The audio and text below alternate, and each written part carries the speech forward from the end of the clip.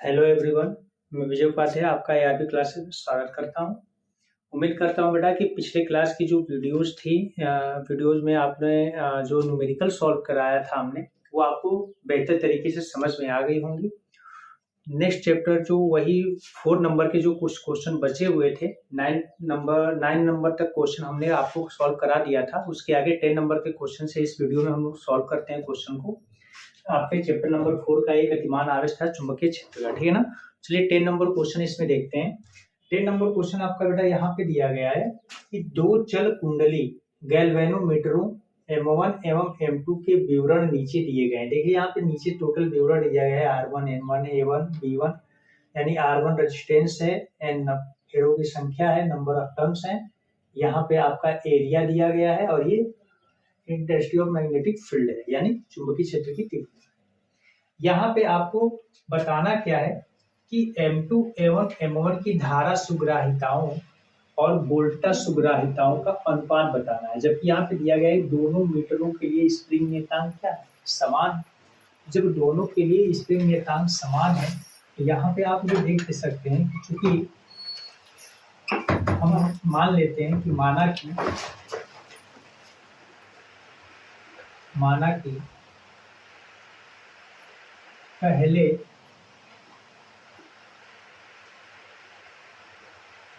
तथा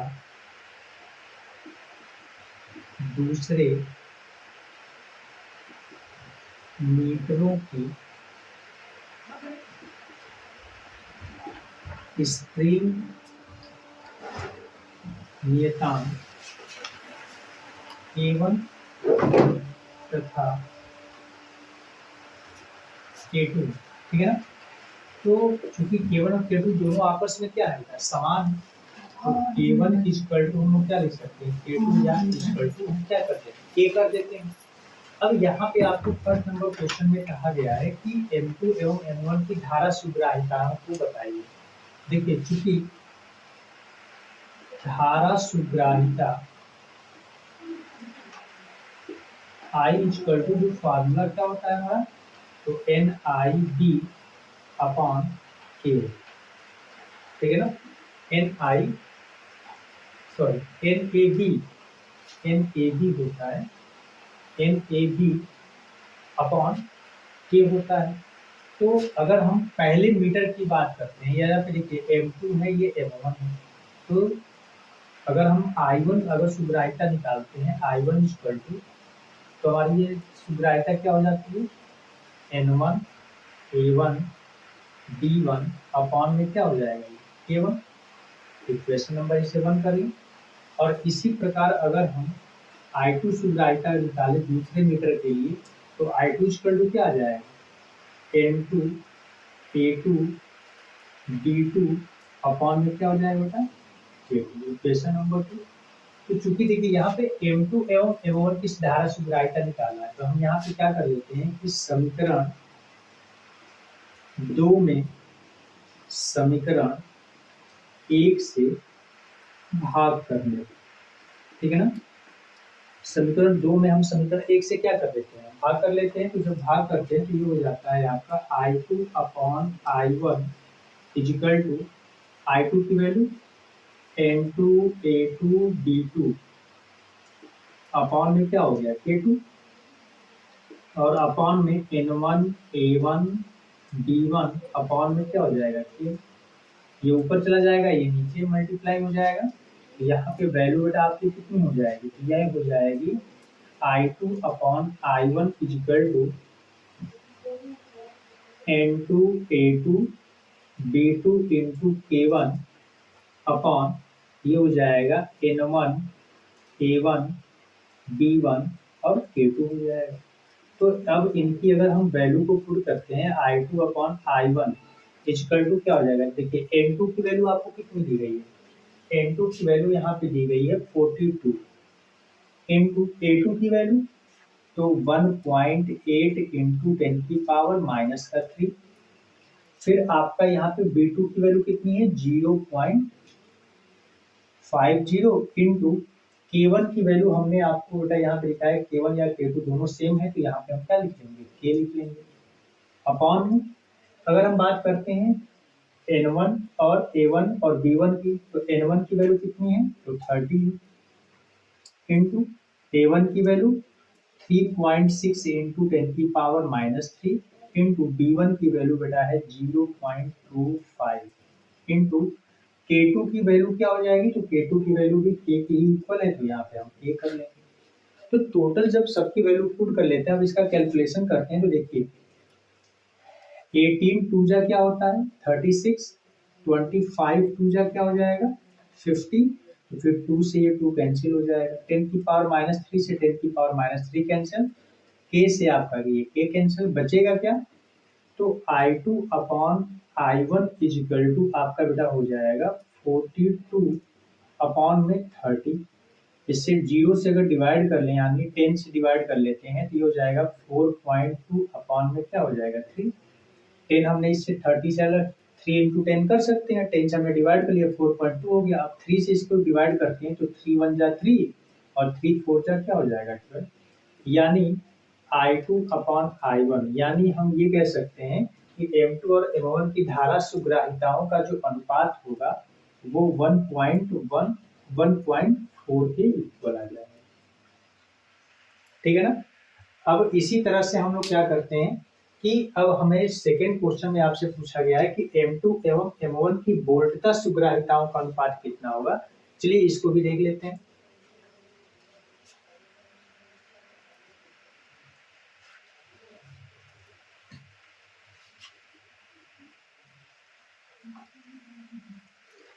तो चलिए वोल्टा सुग्राहिता देखते हैं, तो वोल्टा सुग्राहिता अगर हम लोग निकालेंगे बी वाले क्वेश्चन में देखते हैं, तो बेटा चूंकि वोल्टता सुग्राहिता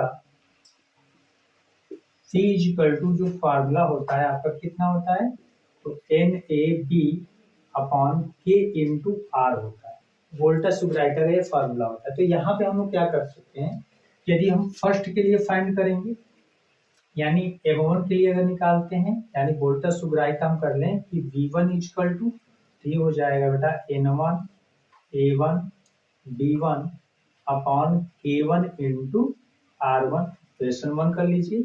इसी प्रकार V2 इजिकल टू बेटा क्या हो जाएगा N2 A2 B2 upon K2 into R2, equation number 2। तो यहाँ पे आप सेम एज वैसे ही करिए, समीकरण 2 में समीकरण 1 से भाग करने पर, अब जब बेटा यहाँ पे हम भाग कर देंगे तो देखिए हम डायरेक्ट अब लिखते हैं, जब भाग करोगे तो V2 अपॉन V1 हो जाएगा, तो V2 की वैल्यू क्या है N2 A2 B2 अपॉन यहाँ पे देखिए K2 इंटू R2 के नीचे इसके साथ आ जाएगा, ये वाला ऊपर चला जाएगा, डिवाइड करेंगे तो इंटू में यहाँ पे क्या हो जाएगा K1 into R1 upon N1 A1 B1 into K2 into R2, ये आपकी कंप्लीट वैल्यू हो जाएगी। जब आप दोनों की वैल्यू में डिवाइड करोगे तो ऊपर का ऊपर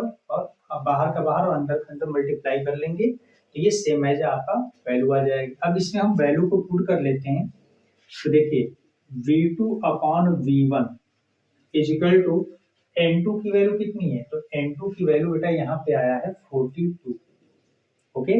A2 की वैल्यू तो 1.8 इंटू 10⁻³ B2 की वैल्यू 0.50 इंटू K1 की वैल्यू तो आपकी बेटा K हो जाएगी, और R1 की वैल्यू कितनी है, तो R1 की वैल्यू है आपकी 10, ओके। अपॉन में अब हम N1 की वैल्यू पुट करते हैं, N1 की वैल्यू है आपकी 30, A1 की वैल्यू है 3.6 इंटू 10⁻³ B1 की वैल्यू है बेटा 0.25 इंटू K2 की वैल्यू है K, और R2 की वैल्यू बेटा आपको दी गई है 14, ओके।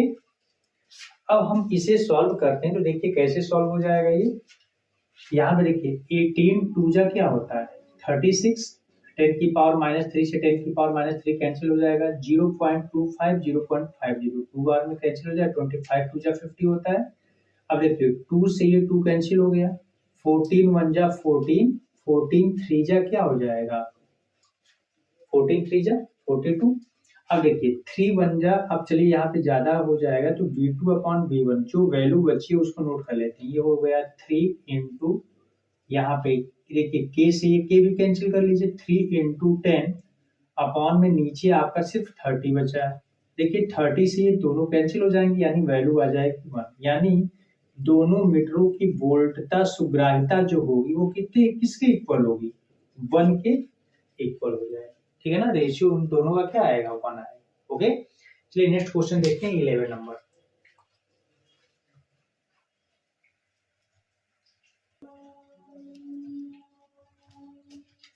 यहाँ पे देखिए बेटा, यहाँ पे 11 नंबर जो क्वेश्चन दिया गया है कि एक प्रकोष्ठ में 6.5 गॉस, जी यहाँ पे क्या है, रिप्रेजेंट कर रहा है यूनिट को, गॉस है, और 1 गॉस इक्वल टू 10⁻⁴ टेस्ला दिया भी गया है। एक समान चुंबकीय क्षेत्र बनाए रखा गया है। अब जैसे मान लीजिए कि यहाँ पे एक इतने का चुंबकीय क्षेत्र आपका क्या हुआ है, बना हुआ है, ये चुंबकीय क्षेत्र है। ठीक है ना, ये पूरा चुंबकीय क्षेत्र है। इसमें आपको बता दिया गया है कि एक इलेक्ट्रॉन 4.8 इंटू 10⁶ मीटर पर सेकेंड के वेग से क्षेत्र के लंबवत भेजा गया है। यानी यहाँ से अगर यह लंबवत भेजा गया है एक इलेक्ट्रॉन को, तो आप यहाँ पे देखिए व्याख्या करना है कि इलेक्ट्रॉन का पथ वृत्ताकार क्यों होगा। ठीक है ना, पहली बात ये हमें बताना है, और वृत्ताकार कक्षा की त्रिज्या क्या कीजिए, हमें आर की वैल्यू भी फाइंड करना है। चलिए इसे सॉल्व करते हैं। चूंकि यहाँ पे आप ध्यान दीजिएगा कि चूंकि ये क्षेत्र के लंबवत भेजा गया है, यानी चुंबकीय क्षेत्र जो है ये B और ये वेग, ये दोनों एक दूसरे के परपेंडिकुलर है, लंबवत है। तो जो बल होगा, बल इन दोनों के क्या होगा, लंबवत होगा। यानी हम ये कह सकते हैं, यहाँ पे देखिए पहले डेटा जो दिया गया उसको नोट कर लेते हैं। चुंबकीय क्षेत्र B आपको दिया गया है 6.5 गॉस, या इसको लिख सकते हो बेटा 6.5 इंटू 10⁻⁴ टेस्ला। ओके, इलेक्ट्रॉन का वेग दिया गया है v equal to 4.8 into 10⁻⁶ meter पर सेकेंड। ओके, लंबवत है तो थीटा की वैल्यू क्या हो जाएगा आपका, 90 डिग्री हो जाएगा। अब यहाँ पे देखिए इलेक्ट्रॉन का आवेश दे दिया गया है, इलेक्ट्रॉन का आवेश -1.6 इंटू 10⁻⁻19 कूलम होता है। ठीक है ना, ये आपको पता ही है। अब इसमें हम लोग क्या करते हैं, देखिए मास भी दिया गया है, mg equal to 9.1 into 10⁻31 kilogram. देखिए यहाँ पे क्या है कि फोर्स आपका लंबवत लग रहा है, और जब फोर्स लंबवत वर्क करता है तो वह वेग के परिमाण में तो बल क्या करता है, वेग के परिमाण में कोई परिवर्तन नहीं करता है, लेकिन उसकी दिशा को क्या करता है, वो बदल देता है। और दिशा को जब बदलता है तो वह क्या करता है कि एक वृत्तीय पथ पर वो गति करने लगता है। जब वृत्तीय पथ पर गति करता है तो फोर्स F इक्वल टू, आपको फार्मूला पता है ना, F इक्वल टू क्या होता है, यानी QVB साइन थीटा। अब यहाँ पे चार्ज जो है, यानी यहाँ पे एक इलेक्ट्रॉन है, तो Q की जगह हम E भी लिख सकते हैं, EV, और यहाँ पे B रहेगा EVB, और यहाँ पे हो जाएगा बेटा आपका साइन थीटा। ओके, और जब EV साइन थीटा हो गया तो यही फोर्स क्या कर रहा है, इस वेग पे लगता है तो वेग की डायरेक्शन को बदल देता है। ठीक है ना, लेकिन उसके मैग्नीट्यूड यानी परिमाण को नहीं बदलता है। तो यहाँ पे इस बल के कारण यहाँ पे क्या लगेगा, अभिकेंद्र बल होगा, और यह दोनों बल आपस में क्या हो जाएंगे, इक्वल हो जाएंगे। यानी हम ये कह सकते हैं कि चूंकि EVB sine theta equal to mv square upon क्या हो जाएगा आपका, R हो जाएगा। ओके, तो यहाँ पे आप देखिए V से ये आपका एक V कैंसिल हो जाएगा, तो EB sine theta equal to mv upon R, या R इक्वल टू बेटा आपका हो जाएगा mv upon EB sine theta. Okay, ये अपॉन में आ जाएगा। अब यहाँ पे हम वैल्यू को पुट कर लेते हैं, तो R इक्वल टू m की वैल्यू 9.1 इंटू 10⁻31, V की वैल्यू, तो बेटा V की वैल्यू है 4.8 इंटू 10⁻6 अपॉन में इलेक्ट्रॉन पे चार्ज कितना है, इलेक्ट्रॉन का चार्ज है 1.6 इंटू 10⁻⁻19। B चुंबकीय क्षेत्र कितना है, तो 6.5 इंटू 10⁻⁻⁴, और साइन यहाँ पे थीटा की वैल्यू है 90, ये हो जाएगा 90। इस टोटल को ही अब हमें क्या करना है, सॉल्व करना है। तो देखिए यहाँ पे सॉल्व कैसे करते हैं। ठीक है, 16 3 जा क्या होता है 48, और 13 7 जा 91, 13 5 जा क्या होता है 65। तो यहाँ पे अगर ये इतना कैंसिल हो गया तो अब इसको सेपरेट करते हैं।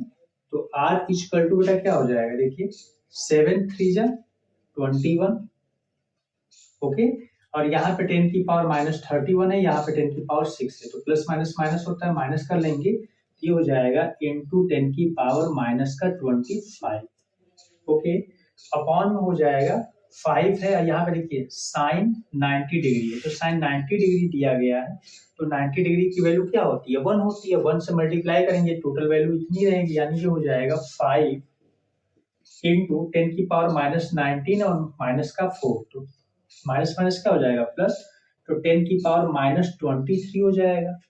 इसको सॉल्व करेंगे तो 5 से डिवाइड कर लीजिए, 5 4 जा 20, पॉइंट 5 2 जा 8, और 5 अब देखिए 1 बचेगा तो 0 पॉइंट लगा 0 10 हो गया, तो 5 2 जा क्या हो गया 10, यानी पूरा का पूरा ये कैंसिल हो गया।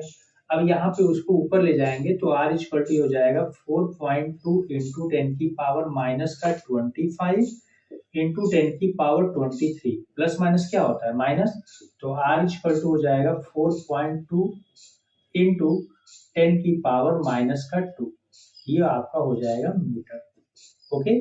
अगर आप सेंटीमीटर में करना चाहते हैं तो r की वैल्यू क्या हो जाएगी, 10⁻2 को हटा दीजिए तो ये हो जाएगा 4.2 सेंटीमीटर, ये इसकी रेडियस हो जाएगी, ठीक है ना। चलिए नेक्स्ट क्वेश्चन देखते हैं हम लोग 12 नंबर।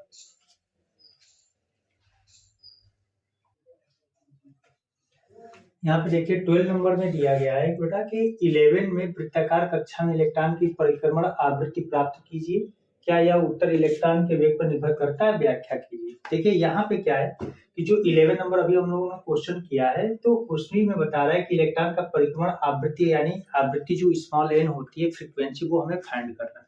उसको कैसे निकालते हैं, देखिए आपको बेटा पता है। चलिए 11 नंबर क्वेश्चन नंबर का कुछ डेटा हम लोग नोट कर लेते हैं। देखिए 11 नंबर जो क्वेश्चन बेटा जो दिया गया था उसका जो डेटा है, इसमें बेटा v इक्वल टू इसमें दिया गया था 6.5 गॉस या इंटू 10⁻⁻4 टेस्ला। फिर इलेक्ट्रॉन जो था, इलेक्ट्रॉन का जो आवेश था 1.6 इंटू 10⁻⁻19 कूलम। द्रव्यमान आपको दिया गया था 9.1 इंटू 10⁻31 किलोग्राम। वेग दिया गया था 4.8 इंटू 10⁻6 मीटर पर सेकेंड। ये टोटल क्वेश्चन नंबर 11 में दिया गया है, ठीक है ना। तो हमें आवृत्ति बताना है, तो आपको बेटा चूंकि पता है पूरा डेटा है ही, आपको पता है कि जो चुंबकीय बल होता है, चुंबकीय बल के कारण ही आपका जो इलेक्ट्रॉन होता है वो वृत्तीय पथ पर गति करता है, यानी चुंबकीय बल के कारण ही आपका वृत्तीय पथ पर गति कर रहा है, तो जो अभिकेंद्र बल इसे मिलता है वो चुंबकीय बल के क्या होता है, इक्वल होगा। यानी हमने आपको दिखाया भी था कि F equal to q v d is equal to आपका क्या हो जाता है mv स्क्वायर अपॉन r होता है, ओके। तो यहाँ पे v से v क्या हो जाएगा, कैंसिल हो जाएगा, तो यहाँ पे हो जाएगा q d is equal to mv upon r, या यहाँ पे अगर मल्टीप्लाई कर लिया जाए तो ये हो जाएगा mv इज इक्वल टू, या चलिए ऐसे ही रहने देते हैं, क्यू बी इक्वल टू, देखिए यहाँ पे क्या होता है कि चूंकि v इक्वल टू अगर यहाँ पे घूर्णन कर रहा है तो वृत्तीय पथ पे है, तो v इक्वल टू एक फार्मूला आपका होता है r इंटू ओमेगा, ठीक है ना, 11th में आप लोगों ने पढ़ा भी होगा। इसकी v की वैल्यू अगर यहाँ पे पुट कर लिया जाता है तो m into r into omega upon r, तो r से बेटा ये r कैंसिल हो जाएगा। यहाँ से हम ओमेगा की वैल्यू को फाइंड करते हैं, तो ओमेगा इक्वल टू क्या हो जाएगा, ये हो जाएगा आपका क्यू बी अपॉन में m, और चूंकि आपको बेटा पता है कि ओमेगा इक्वल टू क्या होता है 2 पाई n होता है, तो वैल्यू पुट कर लेंगे तो हो जाएगा 2 pi n equal to q B upon m, या n इजकल टू हो जाएगा QB अपॉन 2πm। ओके, ये आपकी आवृत्ति का फार्मूला आता है। अब यहाँ पे हम ये देखते हैं कि आवृत्ति जो है, आवृत्ति के फार्मूले में v कहीं है ही नहीं, यानी हम ये कह सकते हैं कि जो इलेक्ट्रॉन का वेग होता है वो आवृत्ति पर डिपेंड नहीं करता है। ठीक है ना। यहाँ पे हम एक फार्मूला यहाँ पे डेरिवेशन करके दिखा सकते हैं कि जो इलेक्ट्रॉन का वेग होता है वो आवृत्ति पे डिपेंड यानी निर्भर नहीं होता है। और यहाँ से हम क्या कर सकते हैं, इसकी आवृत्ति को निकाल सकते हैं। n की वैल्यू अगर निकालना जाए तो इजिकल टू Q, यानी Q इलेक्ट्रॉन का चार्ज, ये इलेक्ट्रॉन का चार्ज कितना है 1.6 इंटू 10 की पावर माइनस 19। B की वैल्यू है 6.5 इंटू 10 की power minus 4 upon 2 into 3.14 into M की वैल्यू हो जाएगी 9.1 इंटू 10 की पावर माइनस 31 किलोग्राम। ओके, 10 की पावर माइनस 31 किलोग्राम यहाँ पे यूनिट चलिए नहीं लिखते हैं। अब यहाँ पे इस क्वेश्चन को जब सॉल्व करते हैं तो देखिए ये हो जाएगा 13 से अगर कैंसिल करेंगे 13 5 जा क्या हो जाएगा 65, 13 7 जा 91। अब यहाँ पे अगर इस टोटल को सॉल्व करते हो आप तो n की वैल्यू क्या आती है 1.6 और इंटू 5 इंटू ये हो जाएगा 10 की पावर माइनस 23 अपॉन में बेटा हो जाएगा 7 2 जा 14 इंटू 3.14 इंटू 10 की पावर माइनस 31। इस टोटल को बेटा जब आप सॉल्व करते हो तो फ्रीक्वेंसी आपकी आ जाती है, यानी आवृत्ति जो आ जाएगी n इक्वल टू 18.18 इंटू 10 की पावर 6 हर्ट्ज आ जाएगी। ओके, ये आपका आवृत्ति आ जाएगा। ठीक है ना। चलिए नेक्स्ट क्वेश्चन देखते हैं हम लोग 13 नंबर।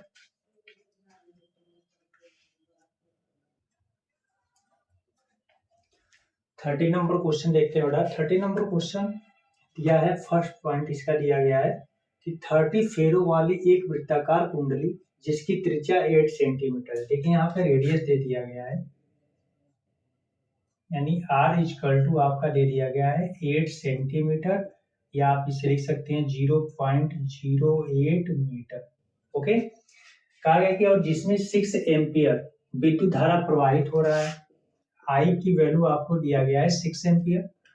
1.0 टेस्ला के एक समान क्षैतिज चुंबकीय क्षेत्र में ऊर्ध्वाधरता लटकी हुई है, यानी चुंबकीय क्षेत्र जो दिया गया है 1 टेस्ला है, इसके बीच में ऊर्ध्वाधरता लटकी हुई। जैसे मान लीजिए ये आपका चुंबकीय क्षेत्र है, ठीक है ना, और यहाँ पे आपकी ये वृत्ताकार कुंडली है। ये वृत्ताकार कुंडली जो बनी हुई है, तो मान लीजिए कि चुंबकीय क्षेत्र ये B है, चुंबकीय क्षेत्र B से इस वृत्ताकार कुंडली का जो अभिलंब है यहाँ से ये कितने डिग्री का कोण, 60 डिग्री का कोण बना रहा है।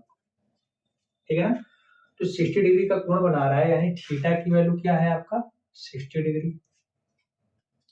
कुंडली को घूमने से रोकने के लिए जो प्रति आघूर्ण लगाया जाना चाहिए उसके परिमाण परिकलित कीजिए, यानी आपको बेटा टाउ की वैल्यू आपको फाइंड करनी है। ठीक है ना, तो टाउ इक्वल टू फार्मूला क्या होता है, टाउ इक्वल टू अभी हम लोगों ने इससे रिलेटेड क्वेश्चन को किया था। टाउ इक्वल टू आपका जो फार्मूला होता है NIAB साइन थीटा होता है। ठीक है ना, NIAB साइन थीटा होता है। चूंकि यहाँ पे आपको ये दिया भी गया है कि फेरों की संख्या कितनी होती है 30 होती है, यानी n की वैल्यू आपको दिया गया है, n की वैल्यू है आपकी 30। तो टाउ को अगर आपको फाइंड करना है तो चूंकि टाउ इक्वल टू क्या होता है NIAB साइन थीटा, यहां से हम इसको प्रति आघूर्ण जो लगाया जा रहा है उसको रोकने के लिए उसका मान हम क्या कर सकते हैं, फाइंड कर सकते हैं। तो देखिए वैल्यू पुट कर लेंगे, तो टाउ इक्वल टू n की वैल्यू कितनी है 30, I की वैल्यू है बेटा 6, A वृत्ताकार कुंडली है, इसका रेडियस हमें पता है लेकिन एरिया नहीं पता है, तो एरिया क्या होता है, तो यहाँ पे आप दिखा दीजिए, चूंकि A इक्वल टू हो जाएगा पाई आर स्क्वायर होता है वृत्त का क्षेत्रफल का फार्मूला, यानी 3.14 इंटू आर की वैल्यू है 0.08 का क्या हो जाएगा स्क्वायर हो जाएगा। यहाँ से हम नोट कर लेते हैं ये हो जाएगा 3.14 इंटू 0.08 का स्क्वायर इंटू बी की वैल्यू है 1 और साइन आपका कितना है 60 डिग्री। इन सभी वैल्यूओं को जब सॉल्व करते हैं बेटा तो टाउ इक्वल टू देखिए कितना हो जाएगा 36 जा क्या होता है 180 इंटू 3.14 इंटू देखिए इसका स्क्वायर करेंगे तो 8 का स्क्वायर कितना होता है 64 होता है।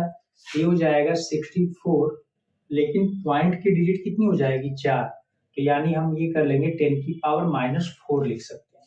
ठीक है 64 इंटू 10 की पावर -4 इंटू 1 है तो 1 से मल्टीप्लाई करेंगे तो 1 ही होगा। साइन 60 की वैल्यू होती है √3/2 तो √3/2 होती है तो 2 से अगर इसे कैंसिल कर लेंगे तो ये हो जाएगा 32 तो टाउ इक्वल टू अब देखिए यहाँ पे मल्टीप्लाई कर लेते हैं 18 से मल्टीप्लाई करिए 18 4 जा 72 72 का 2 कैरी आया 7 18 1 जा 18 और 7 25 होता है 25 का 5 कैरी आया 2 और 18 3 जा कितना होता है 54 और 54 और 2 56 पॉइंट की 2 डिजिट कैंसिल होगी तो यानी 565 5.20 इंटू ये हो जाएगा 32 इंटू 10 की पावर -4 इंटू √3। आप जब इन टोटल को सॉल्व करते हैं ठीक है ना तो टोटल को बेटा जब आप मल्टीप्लाई करोगे √3 की भी वैल्यू आप यहाँ पे ना हो तो पुट कर लीजिए 1.732 टोटल को जब आप सॉल्व करोगे तो आपकी वैल्यू तो अगर आप जब टोटल को सॉल्व करोगे तो आपकी वैल्यू हो जाएगी 3.133 न्यूटन मीटर। तो ये आपकी क्या हो जाएगी टाउ की वैल्यू है और यहाँ पे आपको बेटा ये टोटल आपका बल आघूर्ण आ जाएगा। सॉरी यहाँ पे देखिए प्रति आघूर्ण लगाया जाना चाहिए तो आप यहाँ पे बता सकते हैं कि उसको घूमने से रोकने के लिए 3.133 न्यूटन मीटर का क्या कर सकते हैं बल आघूर्ण को लगा सकते हैं। अब इसमें आपसे देखिए सेकेंड नंबर क्वेश्चन आपसे पूछा गया है कि यदि ए में बताई गई वृत्ताकार कुंडली को उसी क्षेत्रफल की अनियमित आकृति की समतलीय कुंडली से प्रतिस्थापित कर दिया जाए यानी क्षेत्रफल को नहीं बदला जा रहा है सिर्फ उसकी आकृति को समतलीय करके बदला जा रहा है और शेष सभी विवरण अपरिवर्तित हैं तो क्या आपका उत्तर परिवर्तित हो जाएगा। तो यहाँ पे बेटा देखते हैं हम जो टाउ का फॉर्मूला हमने लिखा है तो यह एरिया पे डिपेंड करता है ठीक है ना लेकिन उसकी आकृति पर डिपेंड नहीं करता निर्भर नहीं करता है। यानी यदि आपका क्षेत्रफल बदलेगा तो आपका बल आघूर्ण क्या हो जाएगा बदल जाएगा लेकिन यहाँ पे क्षेत्रफल क्या है नियत है और क्षेत्रफल नियत है आकृति बस बदली जा रही है तो इसका मतलब ये है कि इसमें कोई भी परिवर्तन नहीं होगा हमारा उत्तर क्या होगा यही होगा। ठीक है ना तो आप यहाँ पे आप लिख देंगे कि जो बल आघूर्ण होता है आकृति पर निर्भर नहीं करता है अतः इसका जो वैल्यू बल आघूर्ण की जो परिमाण होगा वो उतना ही रहेगा। ठीक है ना तो इस चैप्टर में बेटा आपका ये टोटल आपके जिसमें 13 न्यूमेरिकल थे 13 न्यूमेरिकल सॉल्व हो चुके हैं। आप लोग इस वीडियो को अच्छे से देखिए प्रैक्टिस करिए और क्वेश्चन को सॉल्व करिए और तैयारी अपनी करते रहिएगा। अगर आपको हमारी वीडियो बेटा समझ में आती है तो प्लीज इसे लाइक करिए सब्सक्राइब करिए शेयर करिए। थैंक यू बेटा।